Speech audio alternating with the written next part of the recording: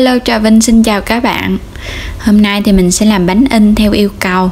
Thì đầu tiên mình dùng đây là 150g đường, là nửa chén đường, thì tương đương là nửa chén nước lọc. Tí xíu muối cho nước đường nó ngon. Một lát chanh nữa, chút xíu mình dùng vài giọt ha. Và đây là hương bưởi để cho cái nước đường nó thơm. Các bạn cũng có thể dùng vani thay thế hương bưởi cũng được luôn. Rồi mình sẽ cho hết nửa chén đường vô cái nồi nè. Nửa chén nước thì mình dùng tỷ lệ là 1:1. Rồi bắt lên bếp mình sẽ nấu. Nấu nước đường thì các bạn nấu với lửa nhỏ để cho đường nó tan từ từ. Sau khi cái hỗn hợp nước đường nó sôi lên, các bạn có thể nghiêng cái nồi để cho đường nó nhanh tan và không được khuấy đường. Đường bây giờ nó tan hết rồi, mình sẽ cho chanh vào đây, vài giọt nước cốt chanh để cho nước đường nó ngon, nó không bị lợi đường ha. Rồi mình sẽ lấy cái hương bưởi thì các bạn cho vài giọt thôi, không cho nhiều quá để mình tạo cái hương thơm. Rồi như vậy là được rồi nè. Mình sẽ cho trực tiếp vô trong nước đường, thì nước đường của mình nó sẽ có cái độ thơm á. Rồi mình sẽ nấu cho nó sôi khoảng 5 phút nữa ha, và để lửa nhỏ.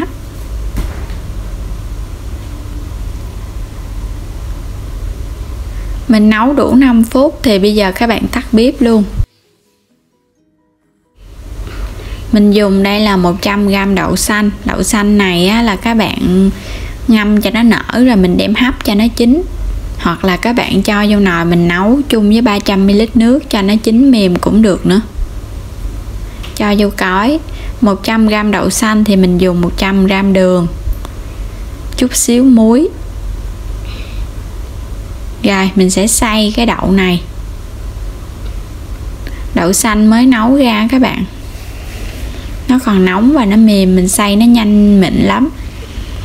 Xay cho nó mịn, nhuyễn mịn là được à. Và đậu xanh của mình lúc này nó sẽ có dạng sền sệt vậy nè. Thì mình sẽ cho vô trong chảo để mình sên. Nếu như các bạn nấu quá mà nó ra cái nước hơi nhiều thì mình sên nó hơi lâu khô ha. Còn vậy nó khô sẵn nè, mình sên nó nhanh lắm. Mình sẽ cho vào đây 1 muỗng canh dầu ăn hoặc là dầu dừa. Sên với lửa nhỏ, sên cho cái nhân này nó sệt lại. Có dầu ăn vô thì cái nhân của mình nó có cái độ mịn và nó bóng. Mình sên mới có 5 phút thôi mà bây giờ bắt đầu nó hơi sệt lại rồi nè. Sẽ cho vào đây khoảng 2 muỗng canh bột bánh in hay là bột nếp chín. Thì mình làm bánh in thì mình dùng bột bánh in nó sẽ thơm hơn. Khuấy sơ, mình trộn cho nó đều rồi mình cho vô thêm 1 muỗng canh nữa. Thì cái bột này nó nhẹ lắm, 2 muỗng canh chừng khoảng 10g à. Bột bánh in nó nhẹ và người ta đã xử lý cho nó chín sẵn á. Rồi bây giờ cái nhân của mình lúc này nó dẻo lại nè. Nó dẻo và nó không dính chảo nữa, nó tụ thành một khối vậy là được rồi. Mình sẽ tắt bếp luôn, không cần phải khô quá. Nước đường thì mình để cho nó nguội nè. Mình lường lại thì được hơn nửa chén á. Và đây là cái bột bánh in hay là bột nếp chín, thì các bạn dùng hiệu nào cũng được ha. Và nếu không có bột bánh in thì mình dùng cái bột nếp mình rang cho nó chín. Thì mình dùng khoảng 300g bột bánh in, cho vô trong cói và các bạn chia ra. Mỗi một cói mình xay khoảng chừng 50g là vừa. Và cái nước đường thì sẽ cho vô từ từ. Tại vì cái loại bột nó khác nhau á, nên cái nước đường á, nó cũng không có chính xác, nên các bạn cho vô từ từ rồi mình xay. Xay sơ qua cái rồi mình cho thêm. Thì thường á, nếu như đúng liều lượng thì 100g bột khoảng chừng 70g nước đường là vừa. Mình sẽ xay tiếp. Xay sơ qua rồi bây giờ mình sẽ kiểm tra bột nó chưa kết dính, nó vẫn còn khô nè. Mình sẽ cho thêm một muỗng canh nước đường nữa và xay tiếp. Rồi lúc này á, các bạn thấy nó dính rồi nè, nó có cái độ hơi ẩm ẩm và mình bóp vô mình thấy nó dính tay, vậy là được rồi nè. Các bạn đừng có cho nước nhiều quá, nước đường nhiều quá là nó cũng bị quánh cục. Rồi mình sẽ đổ nó ra trong cái hộp, nó có cái độ kết dính là được rồi. Bóp cái bột này đều ra. Các bạn thử bột bằng cách đó, mình lấy tay á, mình bóp vô bột, bột nó gom lại thành một cục, vậy là vừa. Để qua một bên, đậy nắp lại cho nó đừng có bị khô. Cái nhân thì để nãy giờ nó cũng nguội bớt rồi, thì các bạn có thể vo viên. Thì bây giờ mình sẽ lấy cái khuôn bánh Phục Linh để mình làm cái bánh in. Làm những cái bánh in nhỏ nhỏ, cho một lớp bột trước và đè xuống cho nó chặt. Rồi sẽ lấy nhân cho vô luôn.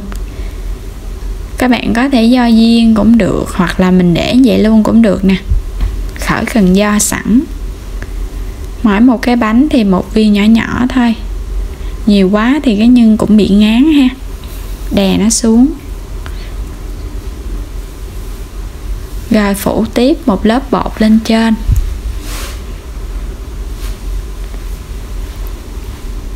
Và mình phải đè cho thật là chặt thì cái bánh in ra nó mới đẹp, nó không có bị bể bột.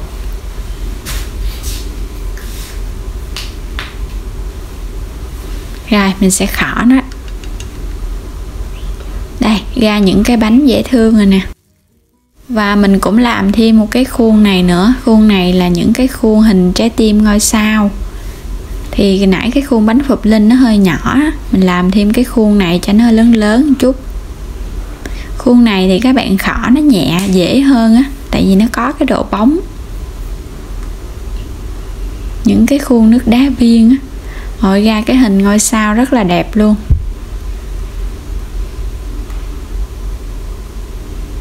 Trái tim làm xong rồi nè. Giờ nó ra những cái ngôi sao nè, trái tim nè, có cái nhân đậu xanh nữa, ngon lắm luôn. Rồi sắp qua dĩa ha. Tiếp tục thì các bạn in cho đến hết bột cũng như là đậu xanh. Rồi mình đã làm xong hết cái món bánh in đậu xanh, rất là ngon nè. Bánh in mini, có cái lớp nhân ở giữa màu vàng, cái bánh thì trắng, phủ đều nhân, rất là ngon.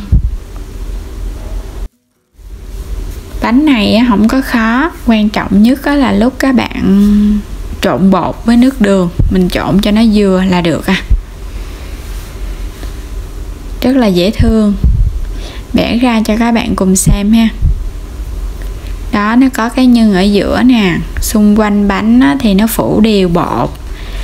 Ăn rất là ngon luôn, dẻo dẻo và thơm thơm, có cái độ ngọt của cái nhân, rất là vừa miệng, thơm ngon. Và cảm ơn các bạn đã xem video của mình. Thích video của mình thì đừng quên like, đăng ký kênh ủng hộ mình, chia sẻ các video của mình nữa nha. Xin chào, hẹn gặp lại ở video tiếp theo.